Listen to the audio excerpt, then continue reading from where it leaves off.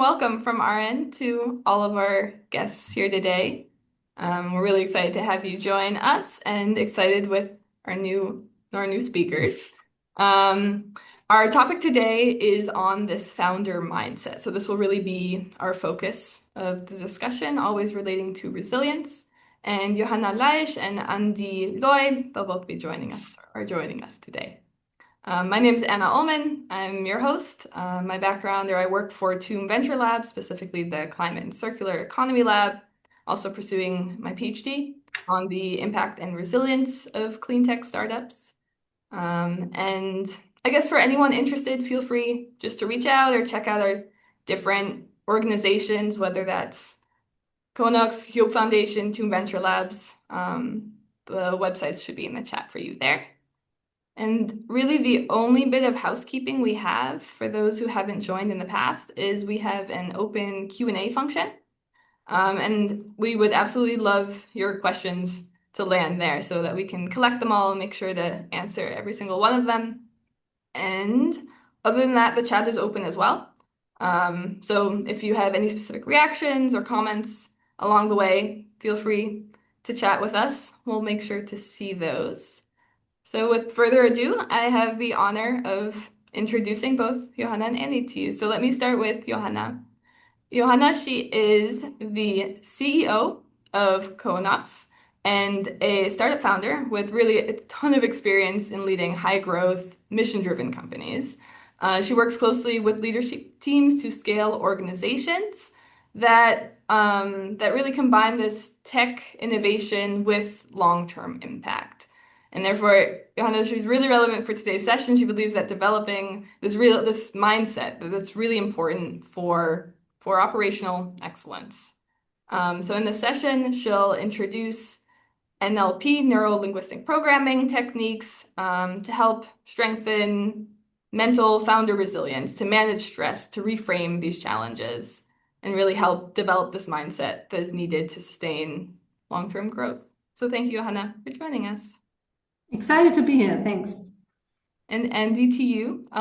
Same introduction as every time. Maybe you have a fun fact for us after I share You it. know, it's like, Those who join every session, they can learn something new about you every time. But I'll start with the intro that we always have. So Andy Lloyd is an entrepreneur and impact investor and the founder of KONUX and co-founder of Yope.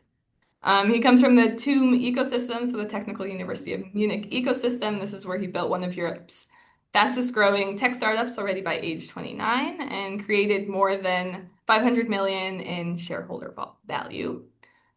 On his journey, he was also recognized by Forbes 30 Under 30 and by the World Economic Forum for his leadership, specifically in AI as well as sustainability. So as an impact investor, a co-founder of Yope, he really focuses on conscious leadership and purpose-driven projects that create this meaningful social and environmental impact.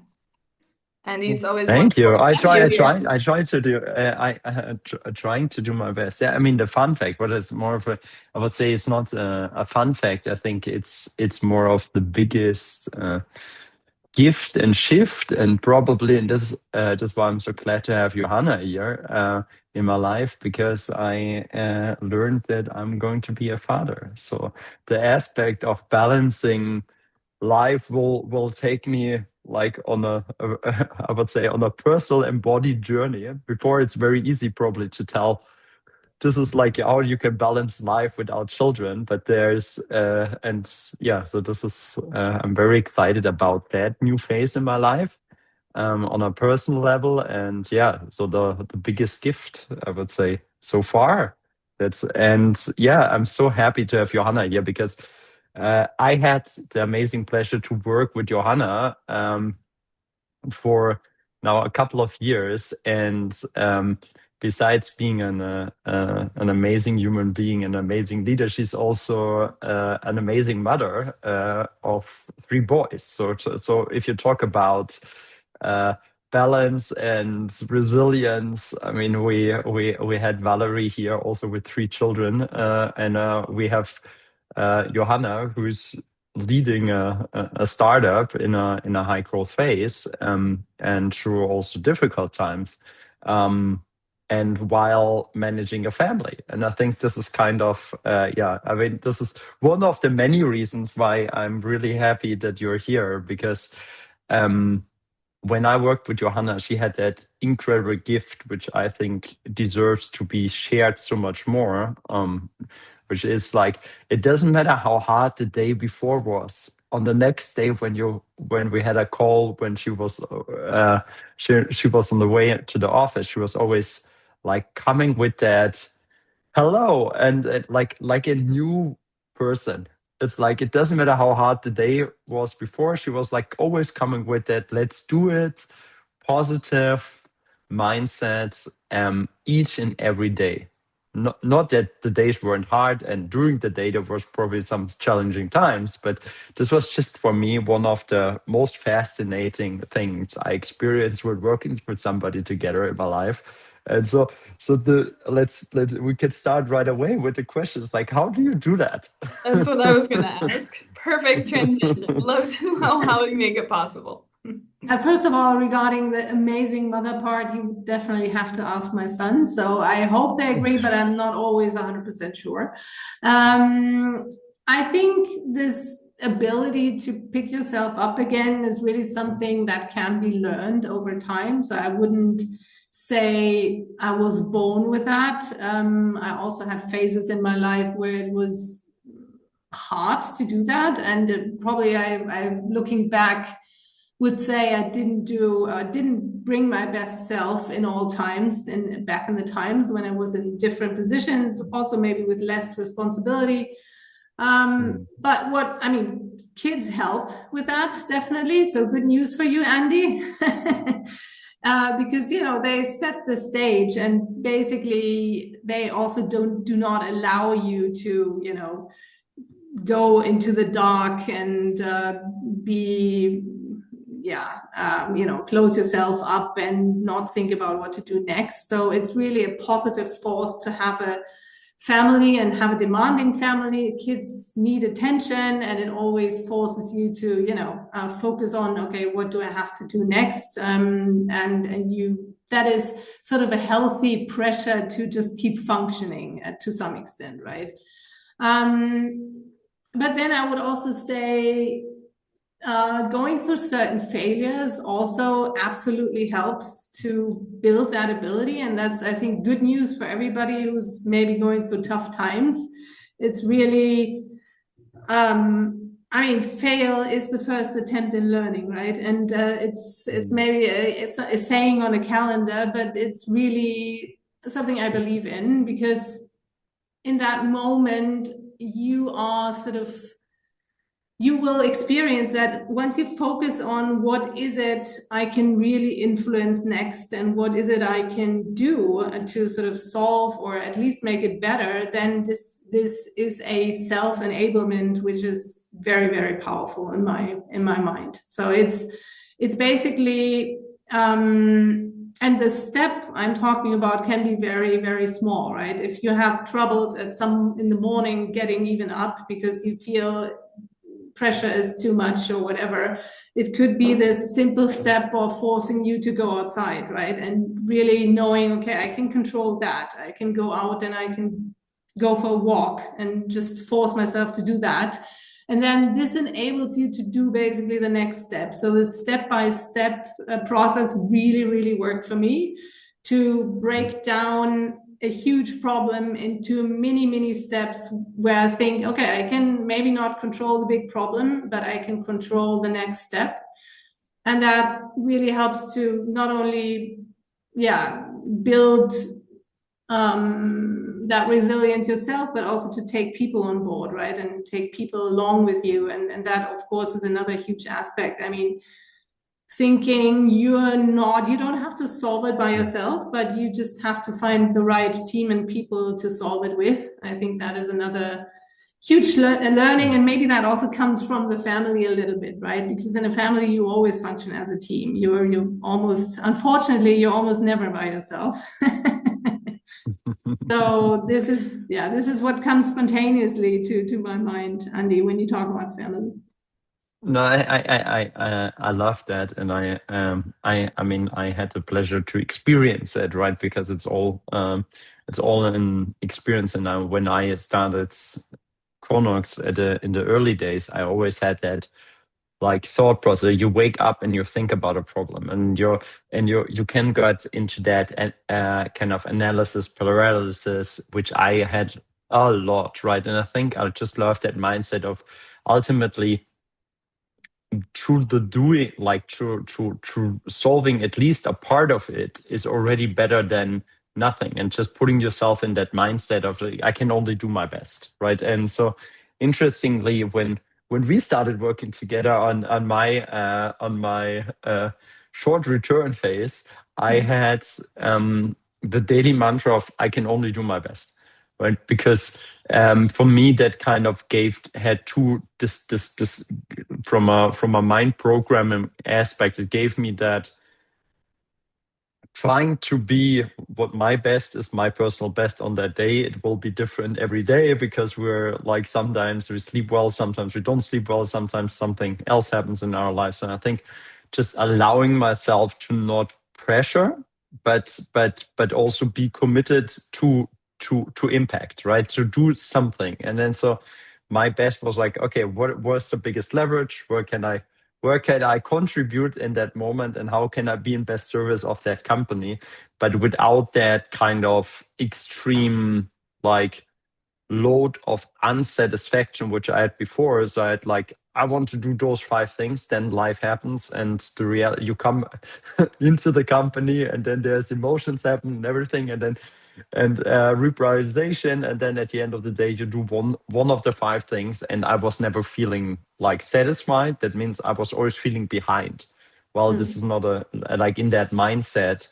For sure there's always more to do than you can do, and the journey is never finished. But I think seeing it as a journey day by day is such a healthy way of reframing your own mind and reframing your own thoughts, because then also you avoid the situation where where you come into the office and you just think about all the problems, but you never get that first step done. I think this is yeah, it's such a healthy way to look at it. And also I think what I realized in the reflection when I experienced you is like the way I use you use language, or I use language nowadays, is like it's just reframing it positively, right? So instead of I can't understand why somebody blah, blah, blah, blah, blah, does that, or somebody I can't understand why this is happening, right?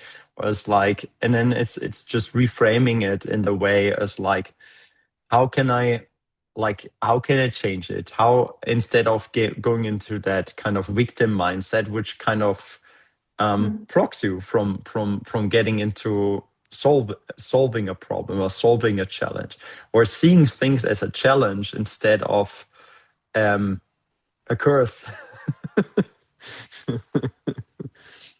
Yeah. Yeah, So absolutely. how did you like? When was the point in your career when you started using that more and more consciously? And would you say you use it today consciously, or is it so deeply embodied that you just do it? No, I mean, this is coming back to the point. I think it's again good news. You can train this, right? And I started coaching or getting coached when I was basically handing over my own startup, and I continued to do that when I was with KONUX because it helps you to, if you have to formulate certain things actively, right? It helps to first of all get clarity yourself, but then a coach, depending on that, or it could be any person you trust. But in my case, it was a coach because I wanted it to be someone outside my friends and family zone to just, you could probably do that just talking to yourself with a mirror as well, but it just feels more natural to do it with a different person, another person, and a human listening to you. But really, getting that perspective of the other person, of how you frame certain things, how you formulate certain things, how you use language, helps a lot in the challenges we asked in the poll at the beginning, right? Also managing people and emotions, to sort of have, first of all, a radical way of saying it in a positive way, forcing yourself to say it in a positive way, even though the other person may be very far away from your own values or your own behavior or personality. And was really a huge learning step, which mainly happened at KONUX, I must say, because there we had a widespread we still have a very diverse team, a very diverse board. We have so many different stakeholders.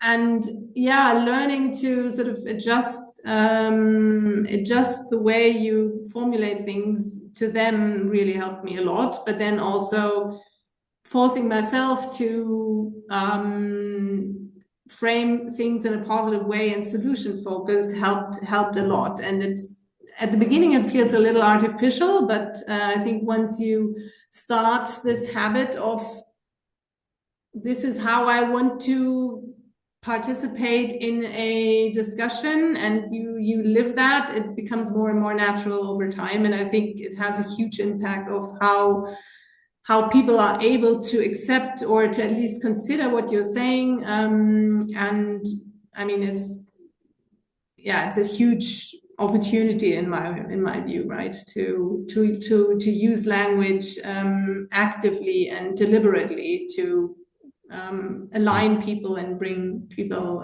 together as well. And I love that aspect, and I think this is I had the same experience. It's a little bit on fake it until you make it, but I think the science behind that is just that every neural pathway that you build takes a certain time, right? In between and habit you build like 30 to 60 days. So if you don't, and there is a uncomfort in that in those days because something new is happening, right? There's a new behavior, and you shredder your old behavior system in a certain way, and I think it also helps you to like. I think it's just at least for me, to see like I have that part where I see in every challenge or in everything that happens, there lies very deep down somewhere an opportunity.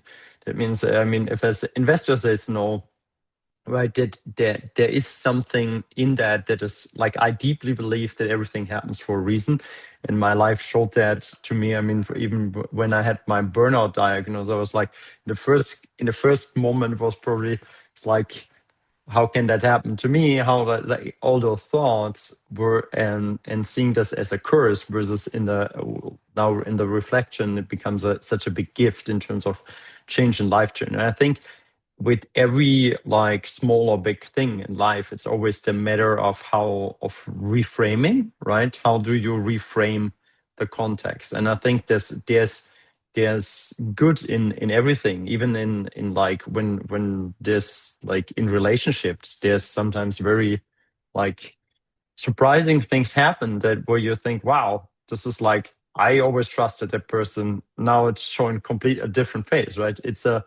In the end, it's your realization of an illusion. And so the good thing, it's the end of this illusion, because it's the illusion's over now, and you see the things in another way. And I think if you are an entrepreneur and you don't develop that habit of seeing the world, having hope, right? Seeing that the world could be different, I think you will, just by the fact of the complexity and challenge of an entrepreneurial journey and a leadership journey, you will like have a very hard time, I would say. Because when you learn that, you see that, and you can wake up. Still, there is hope, right? There's I don't know if it's a yogic script, like which kind of lineage it is, but there's a saying which is the one who has health is the one who has hope, right? And that what I mean is also in the entrepreneurial context of resilience, it's for me always that if I believe, it doesn't matter how hard the way is, there is a way, then it's motivating me. It helps other people to be motivated. It doesn't matter how hard that journey is, but there is a way. Versus if you say, well, I don't see a way, I don't see a path. Well, then it's very hard that you can motivate yourself or other people. And I think this is why there needs to be that some of like deep embodied optimism. That and believe that it can work, right? And I think this is a habit in the darkest times of the journey that brings the light, at least for me. Yeah, I would totally agree with that. And I mean, I think it's also not about saying everything which happens is good in life, right? There are tragedies, and there's a lot of things where you think, oh, I don't need this going on. But on the other hand, I also, and that was mainly in the time when I really felt overwhelmed with having my own startup, having 3 kids, having the entire economic burden of that startup. I mean, I was employer for certain people, right? And it was really at the point of, okay, if we don't make the revenue we planned for next month, do I have to fire my friend? Because of course, in a very small startup, it's all based on friends and families, people support.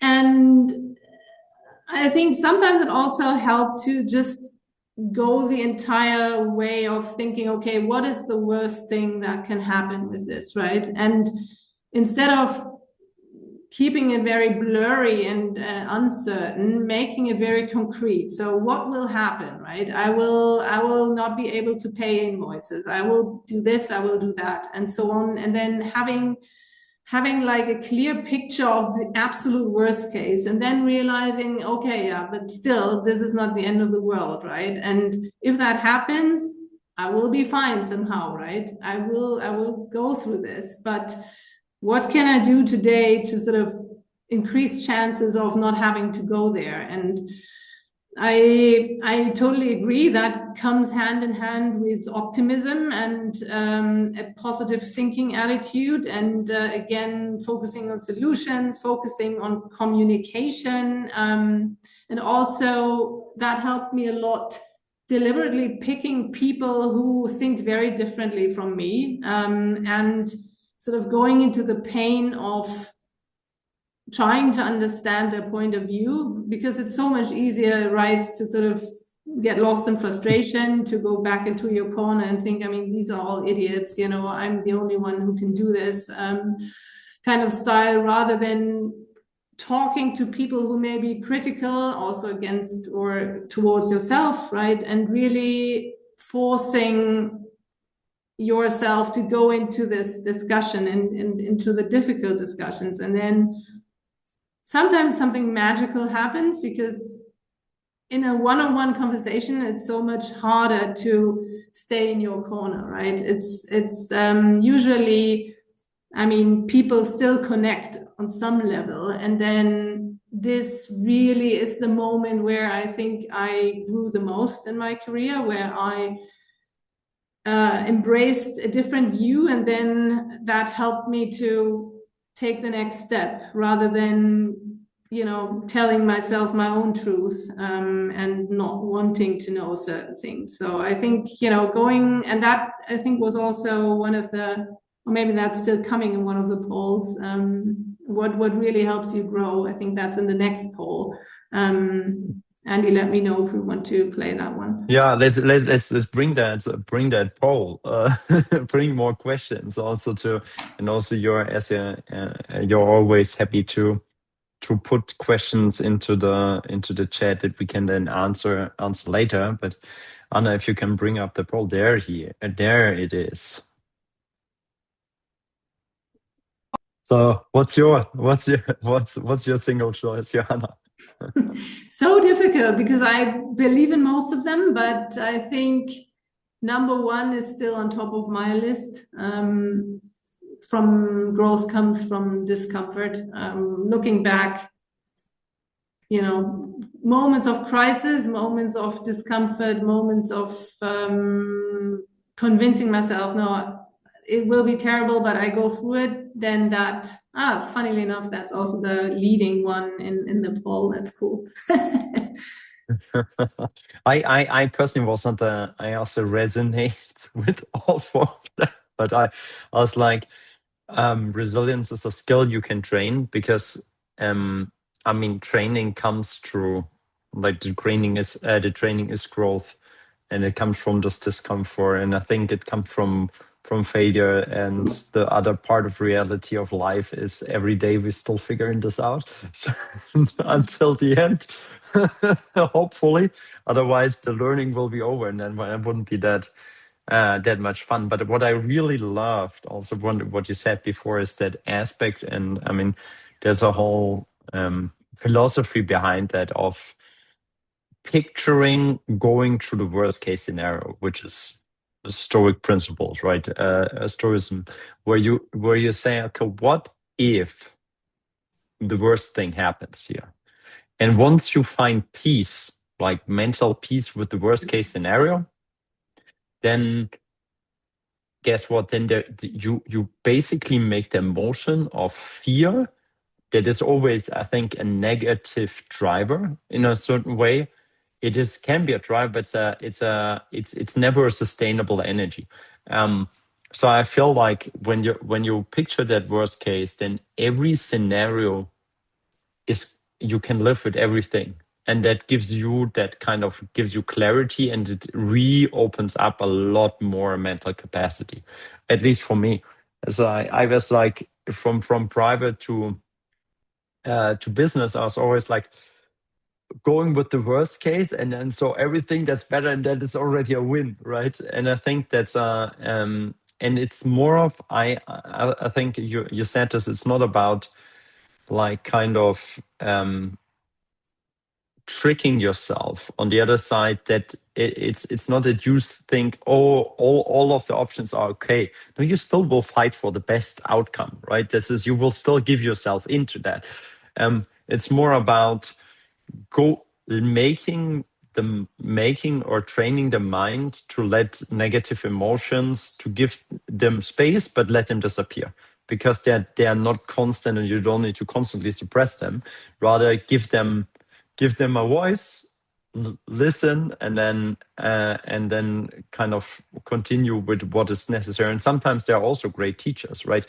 If you feel like intuitively I feel not good, then that's something that your body, your whole system tells you. And then and this voice is great, but you're not determined, your day isn't determined by that voice, or shouldn't be determined by that voice. But it's I think for me it was that I personally love Stoicism, and I have that in my life, a small book every morning, that kind of it's about also kind of the attachment to things, right? You, if something goes wrong that is in your responsibility, then it's then sometimes we feel like we would completely fail. Well, I mean, in business, everything, sometimes things go good, sometimes things go bad. But if we make it all uh, about like I failed or whatever, then you're certain times also can easily develop that habit of self-destruction, which doesn't serve you, doesn't serve the company. So I think that's very, very interesting. On that side, I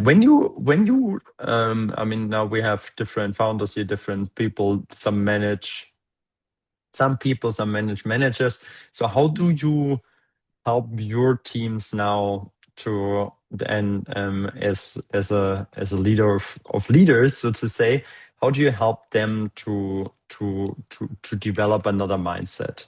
How do you train that to people? I mean, I think the most powerful is really still leading by example, meaning, and I mean, that could be true with respect to resilience, right? So when I go on holiday, I usually say, the rest of the team have full responsibility. Here's my secret number. You call this if really something goes wrong. And on that number, I will always be available, but I really try to pull myself out of every other ongoing activity. I also think these breaks are super needed. So talking about balancing private life and business life, I think it's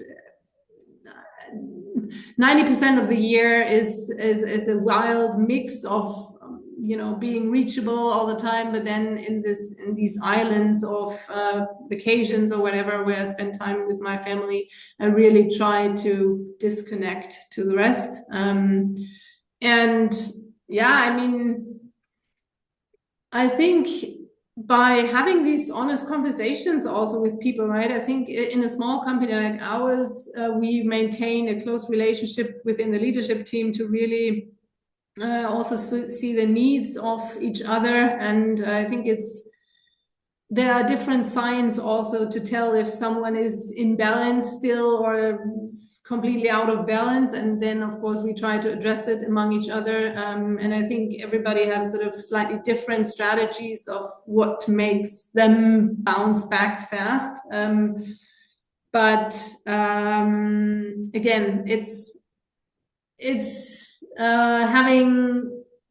leading by example, but it's also being truly interested in the team around you and understanding what they need to sort of bounce back and become resilient, and acknowledging that there are different people with different needs, right? Just because it works for me, it may not work for another person, but I do see common patterns, and I think disconnecting once in a while is definitely something which helps most of them. And I also try to respect that on the other hand. So I try to not reach out to people if it's not absolutely needed, or I tell them very openly, hey, I may write emails at the weekend, but you don't feel obliged to answer. Unless I call you, then something really went wrong.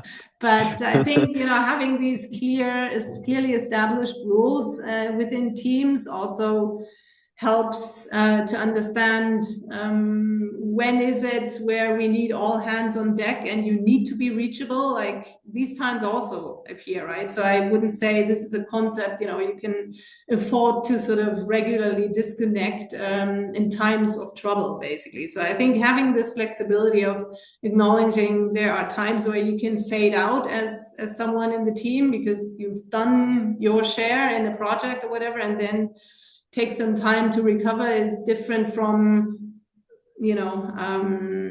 having that as a constant expectation, let's say. Yeah, I think there's always times of emergency, and then the balance is that how can you not say that the constant state is emergency, right? That's the other thing, because it never sustainably. I mean, sprints recovery, but not not sprinting a marathon without recovery, because that won't work, right? And all science back that up. And I think, how do you so it's an expectation. How do you for yourself? So you take vacation probably a couple of times a year, and then how do you treat weekends? Because this is something that a lot of founders also have the perception they always need to be on. I have my perspective, but I would just love to have yours. Yeah, I really try to keep working over the weekend as an exception, as an emergency case, let's say. And that goes back to balancing family and and business life. Because I also think this, and that's coming back to disconnecting, even disconnecting on a Sunday, but fully disconnecting will make me better on a Monday, let's put it that way, right? So because I think for me personally, I discovered the risk of becoming average just because I'm always available or always on with my Mm. brain. That doesn't mean that I'm doing a better job at the end, right? So I Mm. think being super focused across the week and then putting something on top when needed, or if there's some kind of exception, that should be manageable, also in a job like ours. And it actually will increase the benefit and the value for the company, not the other way around. This is how I look at weekends. Yeah, I have the same, very much the same principles. I think one day is like treating one day holy, like that is not that's not touchable. I think, and then trying to do two, right? The reality for me was always that I did some small parts on the weekend, but really kind of give your nervous system that relaxation to recover. Because if you don't recover, then you will drawn, like, so if somebody comes on the Monday with I would say like the Johanna mindset is like, hey, good morning, it's like a high energy and you feel it, and everybody is like, let's rock the week. And then there's somebody who worked through the weekend who's like, but I worked the whole weekend. It's just it's also it's also, I think, it is even a responsibility at a certain level of taking recovery, because otherwise you also impact the whole other, like all other people, as well as a rhythm. You have a joint rhythm, right? It's a team rhythm. It's like Mhm. push and relax, push, relax, and it becomes one system versus you have many different systems I mean, that doesn't mean that sometimes not something happens in between. I think there's this emergency states, and I think every healthy startup has one or twice in a year emergency state for 1 or 2 weeks. That's I at least from the companies where I'm involved in, I see that, and it's always making the company better. If it's always emergency state, probably that won't end up very well, because the nervous system of the people won't have that. Um, Holidays, interesting, because I think nobody in a startup context really talks a lot about holidays. So, how often do you do it? What's your do you do very long how do you build that up in your own system, and how far do you plan advance? Yeah. I mean, it really depends on the environment. With KONUX, I really now try to match all my holidays with customer holidays, let's put it that way. So knowing that in certain times it's just quiet at our customer, or within our customer organizations. So mainly tying it to August, because it's also, of course, school holiday, and Easter, ideally, when there are already bank holidays. That's always easier. So, and then I mean, I read a lot about, shorter holidays are better than longer holidays and doing it more often. But for me, I don't know, it feels like 2 weeks is something which is really, really helping me to recharge. So this is how I do it. Trying to do at least two a year in that area. Yeah. Yeah, that's super helpful. I think also like 2 to 3 times is something that's super important, and it also gives, I think, your yeah, there's this kind of more than once a one week that kind of gives you that full new perspective and kind of this full recharge. And I think there's also, like, we have the best ideas in the shower, right? Because we're not distracted by anything. It's also, at least I had the experience coming back from vacation. I had a whole new perspective on the future, on things, on team, on everything. So I feel like in my very, like, in my 20s, when I never took vacation, never took weekends. This is the result was the heavy nervous system burnout. So I think I can just, from personal experience, I can just recommend everybody to not do that. And yeah, I think also in that it comes. This is why I think the holidays are important in the context of mindset, because you come back with another mindset. And also, for me, I had the feeling that the big kind of mental shifts, I needed to have a safe space, right? So I was always going consciously or unconsciously, like reading books around kind of more personal body, mind, soul growth in vacation. And it's so much easier to try things out in a non-harsh environment versus, and then bring them to test them in a harsh environment versus doing them doing them in parallel, because then it's probably also too much stress to always kind of or transform your own mind all the time while you're leading. Yeah, so no, I think that's super interesting. I also wanted to. We had like a couple of more questions, right? So maybe we want to throw out question number 3 to you guys, and then also yeah, ask you for more question. Wow, that's interesting. A vision That's is all right. just as important as recharging. That's super interesting. I can, and I think it's so depend on personality types. I can also, for me, it was also if I believe this is comes to hope, my mind works. If I have hope, then I have health. It's like, but it's super interesting. And for you? Yeah, I would agree. I mean, I would also, I would agree with you. For me, it's maybe, I mean, long-term vision is very tied to founders' mindset, I would say, right? Because usually you are creating your baby and this is what drives you and your idea. And I can totally relate to that.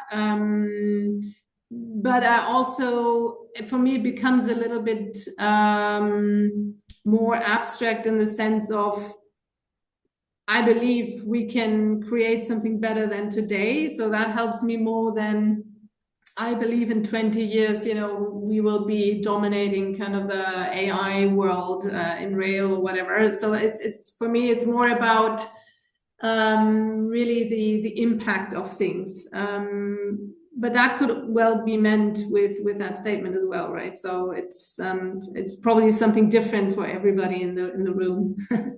And then the discharge, or the disconnect, yeah. I can totally relate to the recharge idea. Love that. We had this one question which was about what are like NLP like frames that people should all, when they start a company, all kind of learn. And I think I had just, and I would love to see what's your opinion. I have just those two in my mind which you will face no matter what. And this is, the situation is always, you will have investors rejecting your company, right? So the investors rejection, right? And I think there's often, when I was like in the beginning, I felt like I am rejected. Our vision is not good enough. I'm not good enough. We're going to fail. They lined out all those competitors and those reasons why it shouldn't work. And then I was feeling like this is kind of, I was very fixed into that kind of problem frame.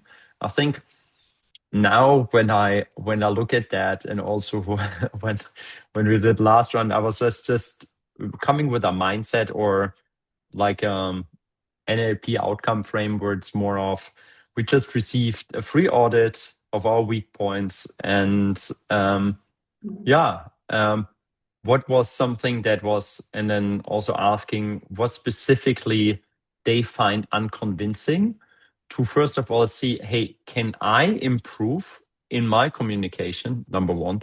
And second one is, or was it a communication thing, or is it a challenge we need to solve, right? And then it comes to the problem mindset. But I think, how often did I came out with like feeling completely drawn and making myself completely off, kind of like I gave basically my whole state of being to somebody else. When somebody said, wow, this is a really cool idea, I was like totally hyped. And then if somebody says, well, I don't get it, why, and I had like probably 60, 70 of those meetings where I'm like my complete state was I gave it to the outside, right? And with this kind of small reframing things, it's really you can work and make those rejections really valuable. And also I think the thing that I learned between Series A and Series B was because I took it personal. When somebody rejected it, I took it really deeply personal. I was also kind of responding slightly passive aggressive and stuff. And then it's like, it's their job. It's like, they just look at it and sometimes it's resonant, sometimes not resonant. You can always learn, but the human behind that is just his job. That's my job. And you can still build long-term relations much better if you show appreciation. And I was even writing thank you messages afterwards, which helped me then later on building up the Series C funnel because I had good relations with the people, right? And so I think that's kind of one thing. The second part that I felt is you will face definitely that a key employee quits.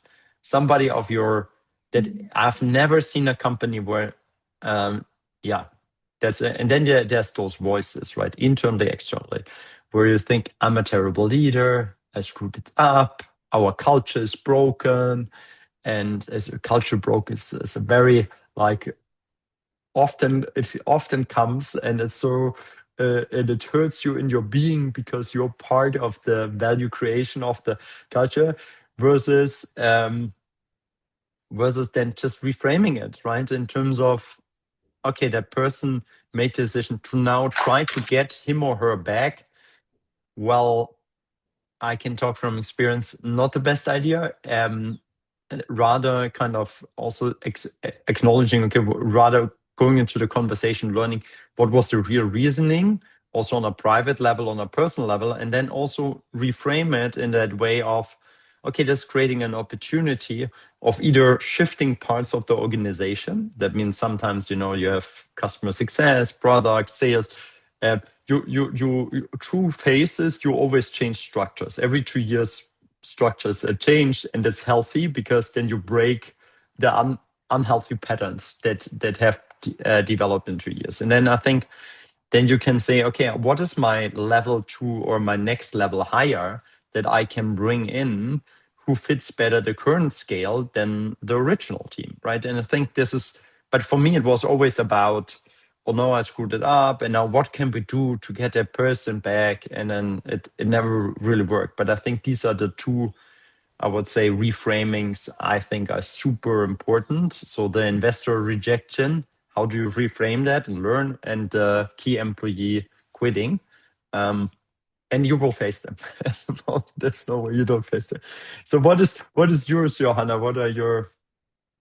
I mean, I can absolutely relate to both topics you just mentioned. I also think, if you are a founder of a company and it's tied to your idea and your creativity, right? It's almost like, writing a book and handing it over to critics at the first point, right? And then being slapped in the face, not once, but hundreds of times. And I mean, I think it's very human to, not be able to sort of completely separate that. And I think acknowledging that also helps. But I mean, the magic and the brave part starts really what you described, right? Going back, understanding why did you not like it? What or why are you not willing to invest? And I think what is super cool is as long as you have your honest own answer to all of this, that then really makes you powerful. Because sometimes, it's also about we just want to, or we're just hearing what we want to hear, right? We hold on to an idea for too long. And even though the world around us tells us, hey, this is not a good idea, or I don't believe in it. I mean, it could be that you just need more convincing time. That could be one, or it could be that the idea is not ideal, or you need to pivot, right? And I think that's another part of founding a company. You need to be able and willing to pivot all the time. And so I think as long as you can look into the mirror and say, I have my answer to all of these questions, then you're on the right track, basically. And I think that is really also a moment to grow and to become successful again. And quitting employees, yeah, I mean, there is this saying, right? People don't quit their job, they quit their boss. That may be true to some extent. But I also think what you said is very true. I mean, and that comes back to the point, you cannot control what other people think, right? That's a deep belief I have. I cannot control what Andy thinks of me or whatever else, right? I can only be either an inspiration for people in the best case, or they disagree with what I think, but basically accepting this is out of I cannot control what they're doing, what they're thinking, what they are believing in. And there may be a bundle of reasons why they think, for me, it's time to move on, right? And not making it basically about yourself personally, but accepting there may be 100 different reasons for that decision. And again, also stressing the fact of honesty, right? There may be an aspect where you actually had an impact on that decision. And I think it's good to find that out and to understand what could I've done differently to avoid it in the next. So this is coming back to learning.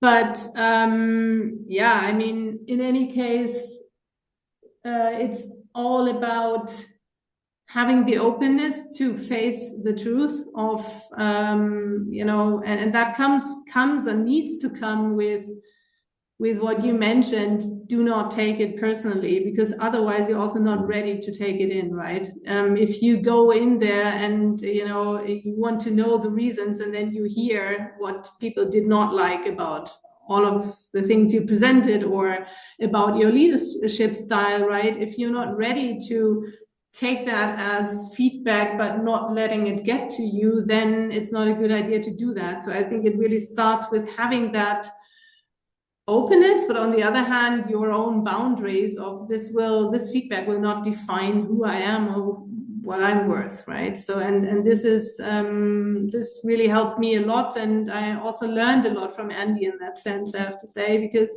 I think we all have our trigger points, where another person really can get to you on a personal level. And learning to control that is a huge asset in business life, and I think in personal life as well. Thank you. I really like that. We have Anna, because we're already in the Q&A part, and we have that. The next question, and I think I just love what you said, is like the reframing of this is not personal, right? This is something somebody says that either because they, like, first aspect of they really want the situation to change, they really want some, or it's just an emotion in whatever it is, right? Feedback is the only thing you can do with feedback is take it, digest it, and move on, right? And because it's you will process that. And I think there was this wonderful, and I think also very vulnerable, beautiful question, which I had very big issues with, is how do you recommend dealing with feelings of guilt when taking time off? I had that really hard. So I couldn't, every time I took vacation, I couldn't, I was like, I couldn't turn off Slack or email or something, because I was feeling like I leave the other ones like alone, which is such a thought that you can really kind of turn around. Because I think actually I had the moment where Max, my friend and also co-founder, who was like really forcing me to vacation, and because I think you need to, like, taking what Johanna said was, and this is I think really good knowledge and wisdom, is if you take your time off, right, you're doing something for yourself, and you do something for for the company, and you're actually doing the company a favor by being in a better state again, right? And you're a human being, you're not a robot. And so this means there is this need. It doesn't matter how exceptional, how cool, how whatever your self-perception is, it is, you will need recovery. Every high performance athlete needs, every leader I've met, every billionaire I met on a president, they all have their rhythms for recovery. So I think, and so you do that. So it's a reframe of your worth for vacation, right? You really are deserve vacation because you work hard, right? So that's, at least that would be my personal answer to that one. Or do you want to add something, Johanna? Yeah, I mean, I think if that question came from a founder, right, it's also about you are in the best position to create that culture of not feeling guilty when you go on holidays, right? Because I mean, everybody is sort of also looking towards you and how you see things.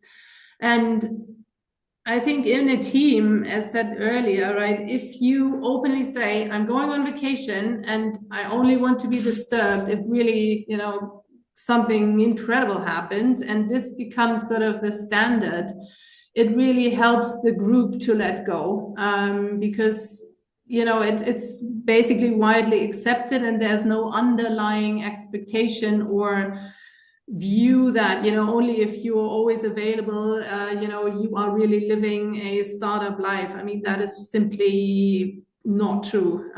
So I would encourage you, if you're in the position of a founder, to really set that standard, right? There is nothing written that this needs to be the normal situation, that you work 365 days a year. So this is one thing you can control. So take control of it and and change it with your peers and team. Is that the same Yeah. answer you would have to, we have another question that came in through the Q&A, is what would you do when you don't have time for a vacation? And there was another question that came in right now. We're unfortunately a bit out of time, but I'll read it anyways. Is there a sentence or a guide you follow to get immediately into that positive mindset in the morning or when returning home? They use music. They were asking for better recommendations. So if you don't mind maybe staying one more minute or two more minutes to answer these last couple of Yeah, questions. it's They're filtering for in, and sure. the engagement is here. Yeah, Nice. I'm very nice. I think from my perspective on the first one, you make time.